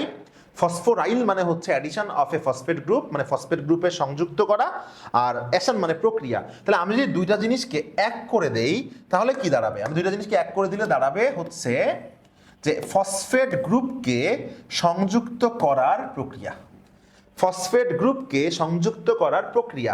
জিনিসটা কেমন একটু দুধভাত করে দিই তোমাদেরকে। ধরো আমরা সবাই জানি যে অ্যাডিনোসিন ডাইফসফেটে এখানে দুইটা ফসফেট আছে, এর সাথে যদি আমি একটা ইনঅর্গানিক ফসফেট যোগ করি এক্সট্রা একটা, তাহলে কিন্তু হয়ে যাবে অ্যাডিনোসিন ট্রাইফসফেট, তাই না? আবার দেখো অ্যাডিনোসিন মোনোফসফেট যেটা আছে, এই মোনোফসফেটের সাথে যদি আমি একটা ফসফেট যোগ করি তাহলে যেটা হয়ে যাবে সেটা হচ্ছে অ্যাডিনোসিন ডাইফসফেট। তাহলে এই যে দুইটা প্রক্রিয়াতেই আমি যদি তোমাদেরকে দুইটা বিক্রিয়া দেখালাম, দুইটা বিক্রিয়াতেই কিন্তু কাকে যোগ করা হয়েছে? দুইটা বিক্রিয়াতেই কিন্তু ফসফেটকে যোগ করা হয়েছে। আর আমরা একটু আগেই শিখলাম ফসফেট গ্রুপকে যে প্রক্রিয়ার মাধ্যমে যুক্ত করা হয় সেই প্রক্রিয়ার নাম হচ্ছে, এই দুটো প্রক্রিয়াই সেম, এই দুটো প্রক্রিয়ার নাম হচ্ছে ফসফোরাইলেশন।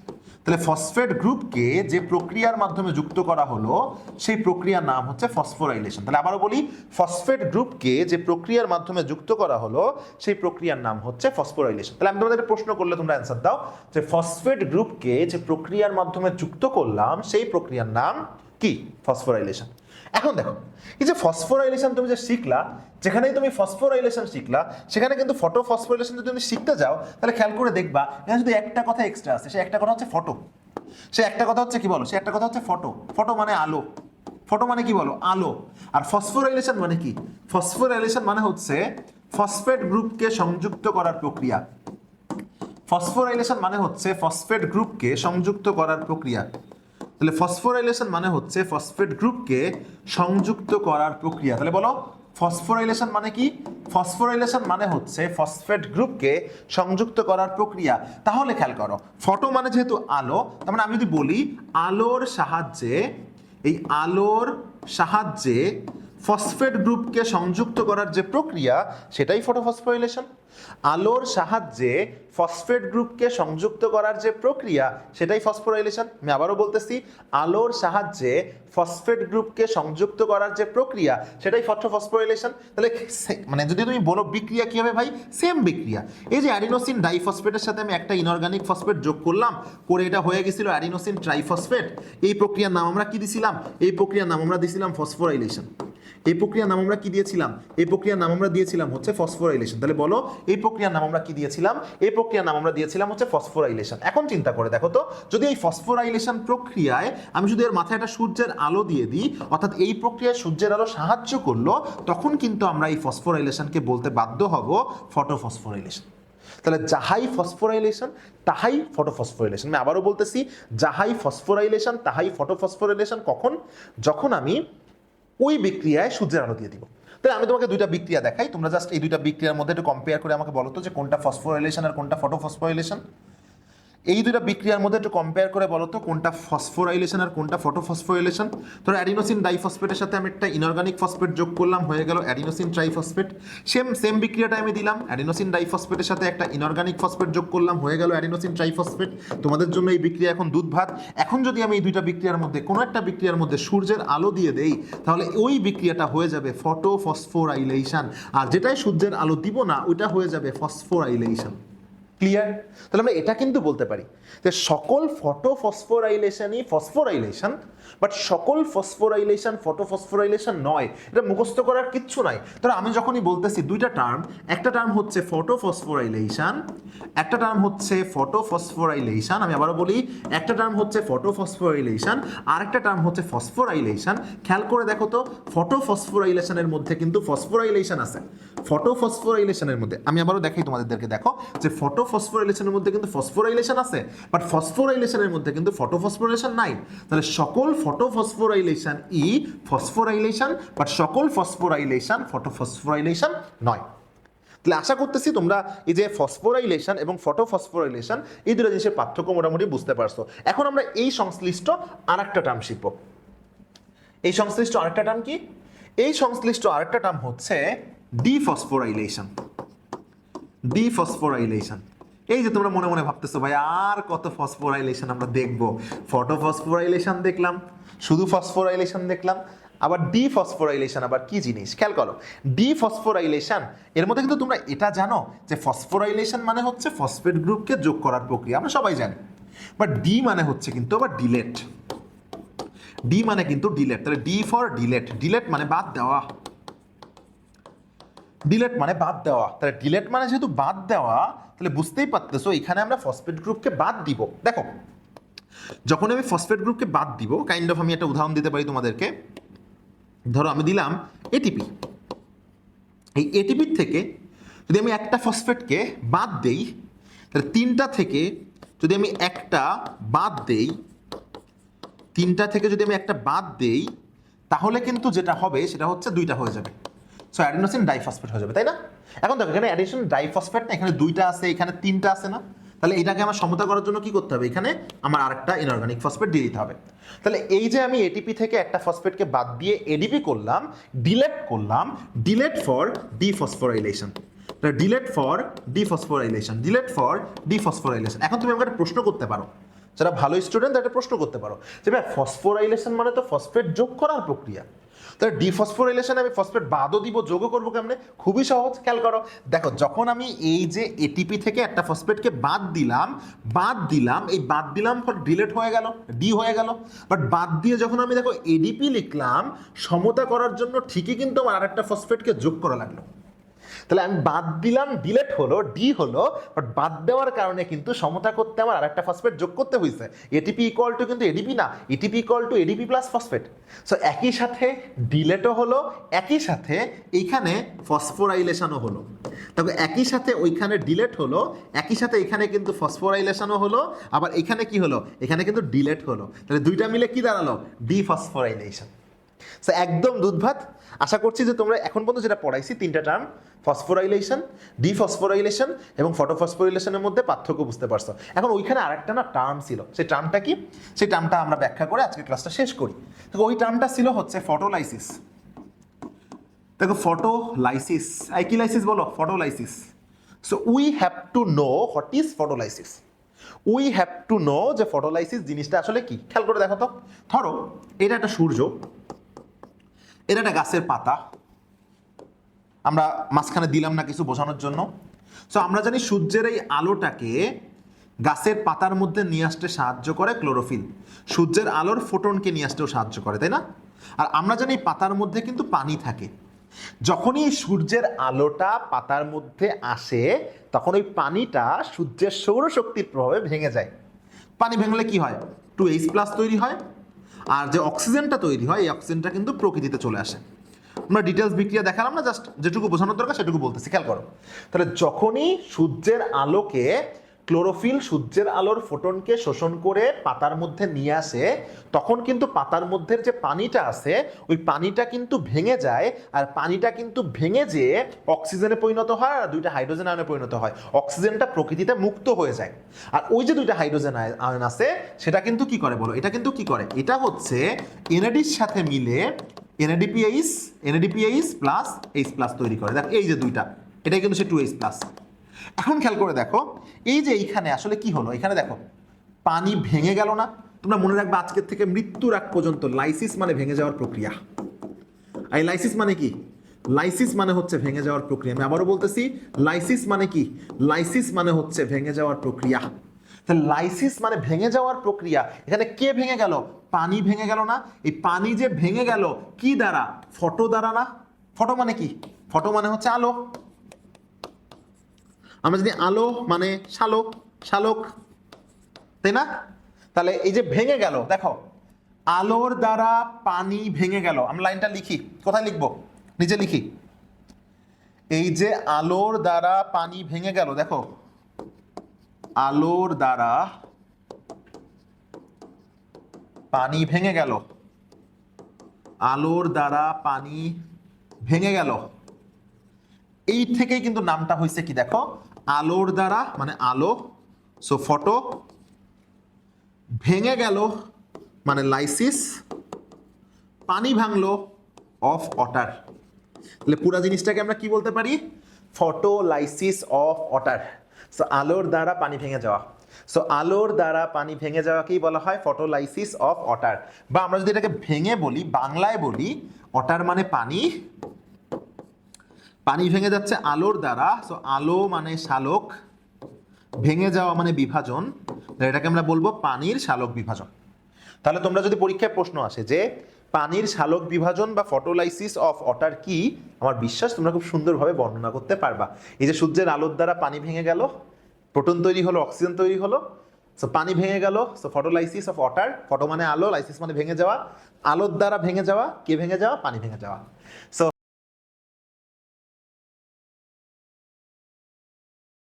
তো যখনই প্রভাবক নিয়ে আলোচনা আসে তখন প্রথম মাথায় কাজ করে যে প্রভাবক জিনিসটা আসলে কি। আমি আবারও বলি, যখনই প্রভাবক জিনিসটা আসে তখনই কাজ করে মাথায় যে প্রভাবক জিনিসটা আসলে কি। হ্যাঁ, সো আজকের ক্লাসে আমাদের আলোচ্য বিষয় সেটাই, যে সালোক সংশ্লেষণের যে প্রভাবক আমরা পড়বো, সাথে আমরা এটাও জানার চেষ্টা করবো যে প্রভাবক জিনিসটা আসলে কি। তোমরা মনে রাখবা, প্রভাবক হচ্ছে সে যে প্রভাবিত করে। তাহলে প্রভাবক হচ্ছে সে যে প্রভাবিত করে, আমি লিখে দেখো এখানে যে প্রভাবক হচ্ছে সে যে প্রভাবিত করে। কাকে প্রভাবিত করে, কোনো একটা বিক্রিয়াকে প্রভাবিত করে।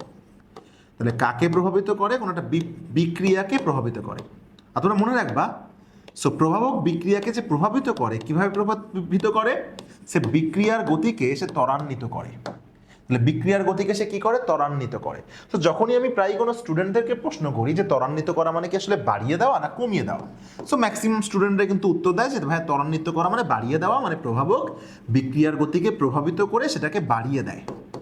বাট মজার ব্যাপার হচ্ছে যে ত্বরান্বিত করা মানে যদি বাড়িয়ে দেওয়াই হতো, তাহলে এখানে ত্বরান্বিত লিখতো না, বাড়িয়ে দেওয়াই লিখতো। কঠিন একটা ভাষা কেন আনসার, কারণ ত্বরান্বিত করা মানে কিন্তু বাড়িয়েও দিতে পারে, আবার কমিয়েও দিতে পারে। হ্যাঁ, তো ত্বরান্বিত মানেই হচ্ছে যে বাড়িয়েও দিতে পারে, যে কমিয়েও দিতে পারে, এজন্য ত্বরান্বিত করা। তাহলে প্রভাবক কি জিনিস, যে প্রভাবিত করে বিক্রিয়ার গতিকে ত্বরান্বিত করে, মিন্স বাড়িয়েও দিতে পারে আবার কমিয়েও দিতে পারে। হ্যাঁ, চলো আমরা জিনিসটা কিন্তু সুন্দর করে এখানে একটু দেখার চেষ্টা করি যে প্রভাবক আসলে কি, যে প্রভাবিত করে।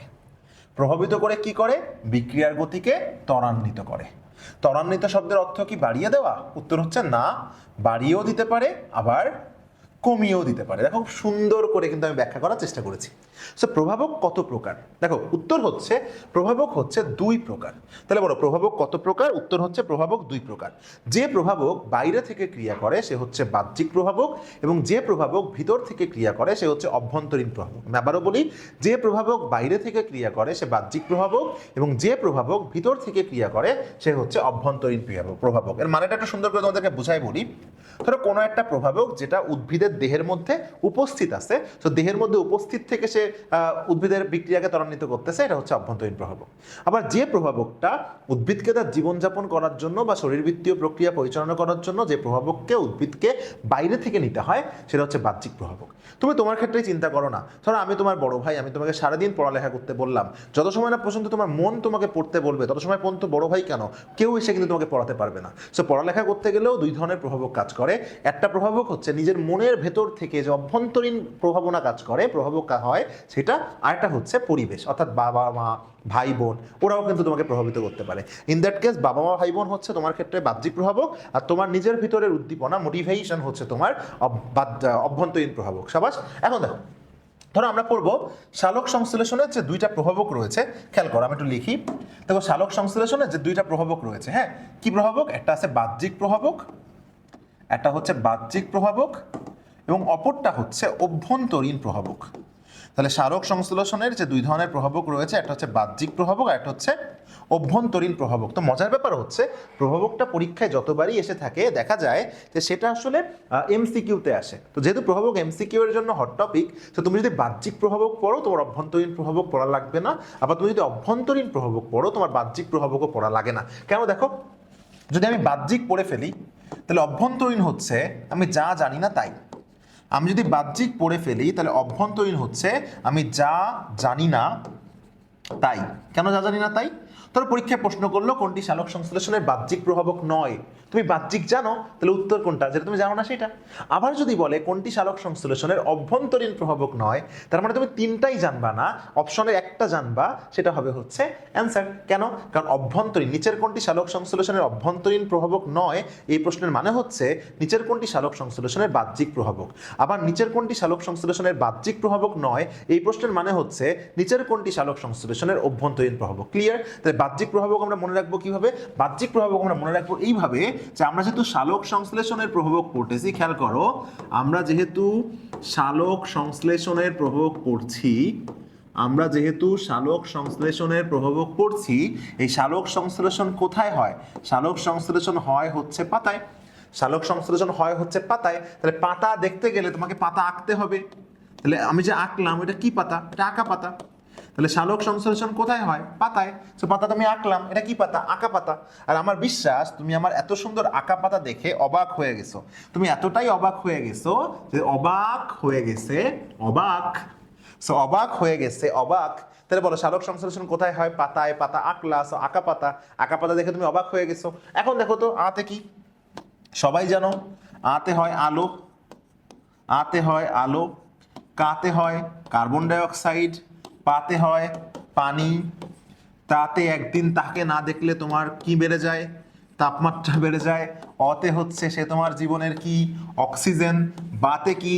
বাতে হচ্ছে বাইরে থেকে প্রাপ্ত রাসায়নিক পদার্থ। সো বাইরে থেকে প্রাপ্ত রাসায়নিক পদার্থ, আমি আবারও বলছি, বাইরে থেকে প্রাপ্ত রাসায়নিক পদার্থ। হ্যাঁ, সো এখন দেখো খতে কি? খনিজ পদার্থ। খতে কি বলো? খতে হচ্ছে খনিজ পদার্থ। তাহলে আমি তোমাকে প্রশ্ন করি, বলো তো তুমি সালোক সংশ্লেষণের বাহ্যিক প্রভাবক মনে রাখার টেকনিক কি? সালোক সংশ্লেষণের বাহ্যিক প্রভাবক মনে রাখার টেকনিক হচ্ছে আঁকা পাতা, অবাক, আতে আলো, কাতে কার্বন ডাই অক্সাইড, পাতে পানি, তাতে তাপমাত্রা, অতে অক্সিজেন, বাতে বাইরে থেকে প্রাপ্ত রাসায়নিক পদার্থ, আর খতে খনিজ পদার্থ। তাহলে বলো তো নিচের কোনটি সালোক সংশ্লেষণের বাহ্যিক প্রভাবক নয়? আলো, তাপমাত্রা, কার্বন ডাই অক্সাইড নাকি শর্করার পরিমাণ? তুমি কিন্তু ঠিকই উত্তর করতে পারবা, উত্তর হবে শর্করার পরিমাণ। তাহলে বলো তো শর্করার পরিমাণ সালোক সংশ্লেষণের কি প্রভাবক?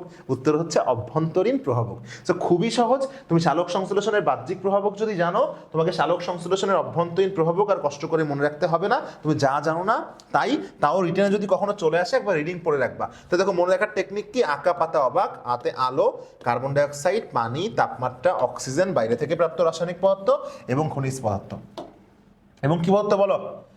এবং হচ্ছে খনিজ পদার্থ। ঠিক আছে, এখন দেখো প্রত্যেকটা জিনিসের কিন্তু একটু ব্যাখ্যা আমাদেরকে জানলে খুব ভালো হয়। আলো নিয়ে দেখো কি ব্যাখ্যা দেওয়া হয়েছে এখানে, যে পানি এবং কার্বন ডাই অক্সাইড থেকে শর্করা জাতীয় খাদ্য তৈরি করার জন্য প্রয়োজনীয় শক্তির যে উৎস, সেই উৎসই কিন্তু আলো। তাহলে আমরা জানি যে সালোক সংশ্লেষণ মানে হচ্ছে সূর্যের আলোর উপস্থিতিতে আমরা ক্লোরোফিল কি করে? সূর্যের আলোকে টেনে নিয়ে আসে, এবার ওইটা পানি আর কার্বন ডাই অক্সাইডের মধ্যে বিক্রিয়া ঘটায়, কাহিনীগুলো ঘটায়, তোমরা সবাই জানো। তাহলে এই পানি আর কার্বন ডাই অক্সাইড থেকে শর্করা জাতীয় খাদ্য তৈরি করার জন্য যে শক্তিটা লাগে, এই উৎসটাই কিন্তু সূর্যের আলো। হ্যাঁ, এবং সূর্যালোক কিন্তু ইভেন ক্লোরোফিল সৃষ্টি করতেও সাহায্য করে, অর্থাৎ উদ্ভিদে ক্লোরোপ্লাস্টের ভিতর ক্লোরোফিল সৃষ্টি করতেও কিন্তু সূর্যের আলো সাহায্য করে। হ্যাঁ, তো সূর্যের আলোর প্রভাবেই পত্রন্ড খুলে যায়, পত্রন্ড খুলে গেলে কার্বন ডাই অক্সাইড পাতার ভিতরে প্রবেশ করতে পারে। আর তোমরা সবাই জানো এই কার্বন ডাই অক্সাইড বিজারিত হয়ে কার্বোহাইড্রেটে পরিণত হয়, এটা আমরা সালোক সংশ্লেষণ প্রক্রিয়ায় পড়ছি। তাহলে খেয়াল করে দেখো তো, এই যে সালোক সংশ্লেষণে সূর্যের আলো কি কি কাজে লাগলো? প্রথমত সে পানি এবং কার্বন ডাই অক্সাইডের মাধ্যমে কিন্তু বিক্রিয়া ঘটায়, সে যে গ্লুকোজ তৈরি করলো, এই প্রক্রিয়া সে সৌরশক্তি যে শক্তি লাগে সেই শক্তিটার উৎস হিসেবে সে কাজ করলো, ক্লোরোফিল সৃষ্টিতেও ভূমিকা পালন করলো। আবার সূর্যের আলোর কারণেই কিন্তু পত্রন্ড খুলে যায়, পত্রন্ড খুলে গেলে ভিতরে কার্বন ডাই অক্সাইড প্রবেশ করে, ওই কার্বন ডাই অক্সাইড আবার বিজারিত হয় কার্বোহাইড্রেটে পরিণত হয়, তোমরা পড়েছো। হ্যাঁ, সো এটি একটি নির্দিষ্ট সীমা পর্যন্ত, মনে রাখবা সবকিছু এটা নির্দিষ্ট সীমা পর্যন্তই ভালো, অতিরিক্ত ভালো কোনো কিছু ভালো না, অতিরিক্ত খারাপও ভালো না, মাঝামাঝি ভালো। সো একটি নির্দিষ্ট সীমা পর্যন্ত আলো বাড়লে সালোক সংশ্লেষণ বাড়ে। সো আলোর পরিমাণ বাড়লে সালোক সংশ্লেষণের হার কিন্তু বেড়ে যায়। সো আলোর পরিমাণ বাড়লে সালোক সংশ্লেষণের হার কিন্তু বেড়ে যায়। ঠিক আছে, কিন্তু দেখো যখন আলোর পরিমাণ অত্যাধিক হারে বেড়ে যায়, তখন পাতার ভিতরে যে এনজাইম থাকে সেটা নষ্ট হয়ে যাওয়ার সম্ভাবনা থাকে। কিন্তু আলোর পরিমাণ যখন অত্যাধিক হারে বেড়ে যায়, তখন সালোক সংশ্লেষণের মধ্যে যে প্রয়োজনীয় এনজাইম রয়েছে পাতার ভিতরে থাকে, সালোক সংশ্লেষণের প্রয়োজনীয় এনজাইম সেটা নষ্ট হয়ে যায়, ফলে ক্লোরোফিল উৎপাদন কমে যায়। তাহলে সালোক সংশ্লেষণের হারও কিন্তু কমে যাবে। সালোক সংশ্লেষণ ভালো হয় 400 থেকে 480 ন্যানোমিটার এবং 680 ন্যানোমিটার তরঙ্গ দৈর্ঘ্য বিশিষ্ট আলোতে। খুব ইম্পর্টেন্ট। তাহলে শালক সংশ্লেষণ কোন কোন আলোতে ভালো হয়? শালক সংশ্লেষণ সবচেয়ে ভালো হবে হচ্ছে 400 থেকে 480 ন্যানোমিটার এবং 600 ন্যানোমিটার তরঙ্গ দৈর্ঘ্যের আলোতে কিন্তু শালক সংশ্লেষণ সবচেয়ে বেশি ভালো হয়। তাহলে যে আলোতে শালক সংশ্লেষণ সবচেয়ে বেশি ভালো হয় এটা মনে রাখার টেকনিক হচ্ছে বেনি কলা। যে আলোতে শালক সংশ্লেষণ সবচেয়ে বেশি ভালো হয় এটা মনে রাখার টেকনিক হচ্ছে বেনি কলা। মনে রাখবা বেতে হচ্ছে বেগুনি, মনে রাখবা বেতে হচ্ছে বেগুনি, নিতে হচ্ছে নীল, কতে হচ্ছে কমলা, লাতে হচ্ছে লাল। এর মধ্যে দেখো সবার শেষে আছে কোনটা? লাল না? এই লাল আলোতে সবচেয়ে বেশি শালক সংশ্লেষণ হয়। তাহলে পরীক্ষায় যদি প্রশ্ন আসে কয়টা আলোতে শালক সংশ্লেষণ সবচেয়ে বেশি হয়? 4টা। বেনি কলা। এর মধ্যে সবচেয়ে ভালো কোন আলোতে হয়? লাল আলোতে। তাহলে লাইনগুলো দেখো যে শালক সংশ্লেষণ বেশি ভালো হয় বেনি কলা, অর্থাৎ বেগুনি নীল কমলা লাল, অর্থাৎ বেগুনি নীল কমলা লাল। ভালো হয় না তাহলে কোনটাতে? সবুজ ও হলুদ আলোতে। কার্বন ডাইঅক্সাইড কি কাজে লাগে খুব সুন্দরভাবে তোমাদেরকে আমি ব্যাখ্যা করে দিচ্ছি। দেখো কার্বন ডাইঅক্সাইড ছাড়া শালক সংশ্লেষণ চলতেই পারে না, কারণ শালক সংশ্লেষণে যে খাদ্য তৈরি হয় সেটি কার্বন ডাইঅক্সাইড বিজারণের মাধ্যমে ফলে হয়। আমরা সবাই জানি যে কার্বন বিজারণের মাধ্যমেই কার্বোহাইড্রেট জাতীয় খাদ্য তৈরি হয়। সো শালক সংশ্লেষণ কার্বোহাইড্রেট ছাড়া চলতেই পারে না। দেখো বায়ুমণ্ডলে কার্বোহাইড্রেটের পরিমাণ 0.03%, এটা উদ্ভিদ ব্যবহার করতে পারে শতকরা 1 ভাগ। আবার দেখো বায়ুমণ্ডলে 0.03%, জলজ উদ্ভিদের ক্ষেত্রে এটা 0.3%। জলজ উদ্ভিদে কার্বন ডাইঅক্সাইড বেশি আছে বলে জলজ উদ্ভিদের শালক সংশ্লেষণের হার স্থলজ উদ্ভিদের থেকে বেশি। তোমরা এটা আগের ক্লাসে কিন্তু পড়েছো। সো খুব সুন্দর কথা যে কার্বন ডাইঅক্সাইড ছাড়া কিন্তু কখনোই, অর্থাৎ কার্বন ডাইঅক্সাইড যদি বাড়ে শালক সংশ্লেষণও বাড়ে, কিন্তু অতিরিক্ত বেড়ে গেলে আবার কি হয়? আমরা জানি অতিরিক্ত বেড়ে গেলেই সেটা খারাপ। সো অতিরিক্ত বেড়ে গেলে পাতার মেসোফিল টিস্যুর মধ্যে কার্বন ডাইঅক্সাইড যেহেতু অ্যাসিড, সো অম্লত্ব বেড়ে যায়। অম্লত্ব কিভাবে বেড়ে যায় খেয়াল করো।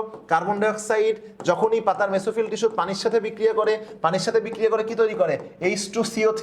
আর তোমরা সবাই জানো এই H2CO3 হচ্ছে কার্বনিক অ্যাসিড। H2CO3 কি? এই H2CO3 হচ্ছে কার্বনিক অ্যাসিড। তাহলে অম্লত্ব বেড়ে যায় না? কার্বন ডাইঅক্সাইডের ফলে অ্যাসিড বেড়ে যায় না? তাহলে দেখো যখন অতিরিক্ত বেড়ে যাবে তখন পাতার মেসোফিল টিস্যুর অম্লত্ব বেড়ে যায়, ফলে পত্ররন্ধ্র বন্ধ হয়ে যায়। আর আমরা জানি পত্ররন্ধ্র বন্ধ হয়ে গেলে শালক সংশ্লেষণের হার অনেক কমে যায় এবং সেটা একসময় বন্ধও হয়ে যেতে পারে। এরপর দেখো কি আছে? পানি। তো শালক সংশ্লেষণে পানির প্রয়োজন কেন? অবশ্যই প্রয়োজন। কেন প্রয়োজন? কারণ শর্করা তৈরির জন্য কার্বন ডাইঅক্সাইডকে বিজারণ ঘটাতে হবে, আর বিজারণ ঘটাতে গেলে বিজারণের জন্য H+ লাগবে। আর এই H+ আয়নটা কোত্থেকে আসে? এই H+ আয়নটা কিন্তু পানির থেকেই কিন্তু আসে। ক্লিয়ার আমার কথা? তাহলে শালক সংশ্লেষণ হতে গেলে কার্বন যে বিজারণ ঘটাতে হবে, কার্বন বিজারণ মানে আমি জানি হাইড্রোজেন আয়ন লাগবে, আর ওই হাইড্রোজেন আয়নটা কিন্তু ওই যে পানির শালক বিভাজনের ফলে যে হাইড্রোজেন আয়নটা তৈরি হয় ওইখান থেকে কিন্তু আসবে। তাহলে শালক সংশ্লেষণের জন্য পানি কিন্তু খুবই গুরুত্বপূর্ণ। তাপমাত্রা খেয়াল করে দেখো শালক সংশ্লেষণের কোন তাপমাত্রায় চলতে পারে না? উত্তর হচ্ছে অনেক কম তাপমাত্রায়, আবার অনেক বেশি তাপমাত্রায়। তো অনেক কম তাপমাত্রায় কোনটা? 0 ডিগ্রি সেলসিয়াসের কাছাকাছি শালক সংশ্লেষণ চলতে পারে না। অতি উচ্চ তাপমাত্রায় কোনটা? 45 ডিগ্রির উপরে শালক সংশ্লেষণ চলতে পারবে না। অর্থাৎ অতিরিক্ত নিচে নামাও ভালো না, অতিরিক্ত উপরে ওঠাও ভালো না। তাহলে 0 ডিগ্রির কাছাকাছিও চলতে পারে না, 45 ডিগ্রির উপরেও কিন্তু চলতে পারে না। তাহলে যে আলোতে শালক সংশ্লেষণ সবচেয়ে ভালো হয় সেই তাপমাত্রা, সরি আমি আলো বলছি ভুল করে, যে তাপমাত্রায় শালক সংশ্লেষণ সবচেয়ে ভালো হয় তাকে বলা হয় পরিমিত তাপমাত্রা বা অপটিমাম টেম্পারেচার। এমসিকিউ এর জন্য যেটা ভেরি ভেরি ইম্পর্টেন্ট, এই পরিমিত তাপমাত্রা বা অপটিমাম টেম্পারেচার হচ্ছে 22 থেকে 35 ডিগ্রি সেলসিয়াস। অর্থাৎ যখনই 22 ডিগ্রি সেলসিয়াসের নিচে যত যাবে তত, এবং 35 ডিগ্রির উপরে যত যাবে তত শালক সংশ্লেষণের হার কমতে থাকবে। অর্থাৎ কি দেখো 22 ডিগ্রি থেকে 35 ডিগ্রির মধ্যে শালক সংশ্লেষণ সবচেয়ে ভালো হয়। তাহলে 22-এর নিচে গেলেও শালক সংশ্লেষণ কমবে, 35-এর উপরে গেলেও শালক সংশ্লেষণ কিন্তু কমবে। তাহলে আশা করি তোমরা শালক সংশ্লেষণে আলো সম্পর্কে বুঝতে পারছো। এখন দেখো অক্সিজেন, বাতাসে অক্সিজেনের ঘনত্ব যদি বেড়ে যায় তাহলে শালক সংশ্লেষণ তো কমে যায়। কেন? আমরা দেখছি যে শালক সংশ্লেষণে অক্সিজেন কিন্তু উপজাত হিসেবে নির্গত হয়, আর যা নির্গত হয় একটা জিনিস খেয়াল করো, শালক সংশ্লেষণ হয়ই কেন? গ্লুকোজ তৈরি করার জন্য, অক্সিজেন তৈরি করার জন্য, পানি তৈরি করার জন্য। এখন বাতাসে যদি আগের থেকে অক্সিজেনের পরিমাণ বেশি থাকে, বাতাসে যদি আগের থেকে অক্সিজেনের পরিমাণ বেশি থাকে তাহলে তো আমার শালক সংশ্লেষণে আর অত অক্সিজেন তৈরি করার দরকার নাই, তো তখন কিন্তু শালক সংশ্লেষণ কমে যায়। তাহলে যখনই বাতাসে অক্সিজেনের ঘনত্ব বেড়ে যায় তখন কিন্তু শালক সংশ্লেষণ কমে যায়। আর অক্সিজেনের ঘনত্ব যদি কমে যায় তাহলে উল্টোটা হবে, অর্থাৎ শালক সংশ্লেষণ বেড়ে যাবে। ক্লিয়ার? তাহলে অক্সিজেন বিহীন পরিবেশে কি শালক সংশ্লেষণ সবচেয়ে ভালো হবে? উত্তর হচ্ছে না। অক্সিজেন বিহীন পরিবেশে শালক সংশ্লেষণ সম্পূর্ণ বন্ধ থাকে। তাহলে কি বললাম খেয়াল করো, বাতাসে শালক সংশ্লেষণ যত বাড়বে, বাতাসে অক্সিজেন যত বাড়বে শালক সংশ্লেষণ তত কমবে। তাহলে বাতাসে অক্সিজেন যত কমবে শালক সংশ্লেষণ তত বাড়বে। তার মানে কি অক্সিজেন কম থাকলে ভালো না? হ্যাঁ, কম থাকলে ভালো, বাট শূন্য থাকলে ভালো না। যদি শূন্য হয়ে যায় অক্সিজেনের পরিমাণ তাহলে শালক সংশ্লেষণ কিন্তু একদমই বন্ধ হয়ে যাবে। জেনে রাখা ভালো, শালক সংশ্লেষণে যা যা উৎপন্ন হয় এবং উপজাত হিসেবে নির্গত হয় এইগুলো যদি বেড়ে যায় তাহলে শালক সংশ্লেষণ কিন্তু কমে যায়। তাহলে সালোক সংশ্লেষণে যা যা উৎপন্ন হয় বা উপজাত হিসেবে নির্গত হয় সেইগুলো যদি বেড়ে যায় তাহলে সালোক সংশ্লেষণ কমে যায়। আর যদি খেয়াল করো, আমি দেখাই তোমাদেরকে, জাস্ট একটু একটা বিক্রিয়ার মাধ্যমে দেখাই, খেয়াল করো। এই যে কই গেল সরি, এটা এখানে নাই। তার আমি যে তোমাকে বললাম, দেখো আমি জাস্ট একটা বিক্রিয়া দেখাই দিই। এই যে 6 অণু কার্বন ডাইঅক্সাইড, 12 অণু পানি, সূর্যের আলো, ক্লোরোফিল, তৈরি হয় C6H12O6 প্লাস C6 অণু অক্সিজেন প্লাস 6 অণু পানি। এর মধ্যে দেখো উপজাত হিসেবে নির্গত হয় কোনটা কোনটা? উপজাত হিসেবে নির্গত হয় যে অক্সিজেন না? তাহলে অক্সিজেনের পরিমাণ বেড়ে গেলে সালোক সংশ্লেষণ কি হবে? কমে যাবে। আবার দেখো কার্বন ডাইঅক্সাইড বেড়ে গেলে, পানি বেড়ে গেলে, সূর্যের আলো বেড়ে গেলে, ক্লোরোফিল বেড়ে গেলে সালোক সংশ্লেষণ বেড়ে যাবে। লাস্ট কি দেখো? খনিজ লবণ। সো সালোক সংশ্লেষণের অন্যতম প্রধান উপাদান হচ্ছে ক্লোরোফিল। আর ক্লোরোফিলের প্রধান উপকরণ কি কি? নাইট্রোজেন ও ম্যাগনেসিয়াম। সালোক সংশ্লেষণের অন্যতম প্রধান উপাদান ক্লোরোফিল। আর ক্লোরোফিলের প্রধান উপাদান কি? ক্লোরোফিলের প্রধান উপাদান হচ্ছে নাইট্রোজেন ও ম্যাগনেসিয়াম। তাহলে এগুলো কি পদার্থ? এগুলো খনিজ পদার্থ। তাহলে চিন্তা করে দেখো খনিজ পদার্থের কত গুরুত্ব রয়েছে। সো অন্যদিকে খেয়াল করো, যদি আরেকটা খনিজ পদার্থ লোহা যদি না থাকে তাহলে ক্লোরোফিল তৈরি করতে পারে না, তখন ক্লোরোফিলের অভাবে কি হয়? পাতা হলুদ হয়ে যায়, ফলে সালোক সংশ্লেষণের হার কমে যায়। সহজ কথায় খনিজ লবণ সালোক সংশ্লেষণের খুবই গুরুত্বপূর্ণ একটা উপাদান, কারণ সালোক সংশ্লেষণে যে ক্লোরোফিল লাগে সেই ক্লোরোফিলের প্রধান উপাদান নাইট্রোজেন এবং ম্যাগনেসিয়ামে কিন্তু খনিজ পদার্থ। সো খনিজ পদার্থ যদি যত বেশি থাকবে তত ক্লোরোফিল তৈরি বেশি হবে, তত সালোক সংশ্লেষণের হারও বেশি হবে। সো আশা করছি তোমরা আজকের ক্লাসের মাধ্যমে সালোক সংশ্লেষণের বাহ্যিক প্রভাবক বুঝতে পেরেছো। মনে রাখবা, সালোক সংশ্লেষণের বাহ্যিক প্রভাবক যদি তুমি বুঝছো, সো অভ্যন্তরীণ প্রভাবক বাদ বাকি তাও তুমি একবার রিডিং করে ফেলবা। আরেকটা কথা, লাস্ট থেকে গেছে রাসায়নিক পদার্থ। বাতাসে কিছু রাসায়নিক পদার্থ যেমন সালফাইড, হাইড্রোজেন সালফাইড, মিথেন, কোনো বিষাক্ত গ্যাস থাকলে সালোক সংশ্লেষণে ব্যাঘাত ঘটে বা কখনো কখনো একেবারেই বন্ধ হয়ে যেতে পারে। আর অভ্যন্তরীণ প্রভাবের ক্ষেত্রে কি বললাম, যা তুমি জানো না তাই, তারপরও আমি এখানে ব্যাখ্যা করার জন্য কিছু জিনিস লিখে রেখেছি, তোমরা একবার রিডিং পড়ে নিবা, তোমাদের জন্য ভালো হবে। দেখো আমি সরে যাচ্ছি, তোমরা একবার রিডিং পড়ে নিবা। সালোক সংশ্লেষণের অভ্যন্তরীণ প্রভাবকগুলো আমি প্রথম থেকে শুরু করতেছি। ক্লোরোফিল সম্পর্কে কিছু কথা বলা আছে, দেখো পাতার বয়সের সংখ্যা সম্পর্কে কিছু কথা বলা আছে, এবং দেখো এদিকে শর্করার পরিমাণ সম্পর্কে কিছু কথা বলা আছে, পটাশিয়াম সম্পর্কে কিছু কথা বলা আছে, এনজাইম সম্পর্কে কিছু কথা বলা আছে। তো যে জিনিসগুলো সম্পর্কে কথা বলা রয়েছে সেই জিনিসগুলো তোমরা একবার একটা স্ক্রিনশট দিয়ে নাও। তোমরা কিন্তু সুন্দর করে, আমি আরেকবার প্রথমে যাচ্ছি, দেখো সবগুলা সম্পর্কে আমি তোমাদেরকে টাইম দিলাম স্ক্রিনশট দিয়ে নিতে। তো তোমরা একবার রিডিং পড়বে, এত সুন্দর করে আমি এখানে লিখেছি যে আশা করছি তোমরা এটা বুঝতে গেলে খুব সহজ হবে। সো এমসিকিউ এর ক্ষেত্রে একটা জানলে আর একটা জানা লাগে না, রিটেনের জন্য একবার রিডিং পড়ে ফেলবা। তো দেখা হবে পরবর্তী ক্লাসে, সেই পর্যন্ত সবাই ভালো থাকো, সুস্থ থাকো। আসসালামু আলাইকুম ওয়া রাহমাতুল্লাহি ওয়া বারাকাতুহু।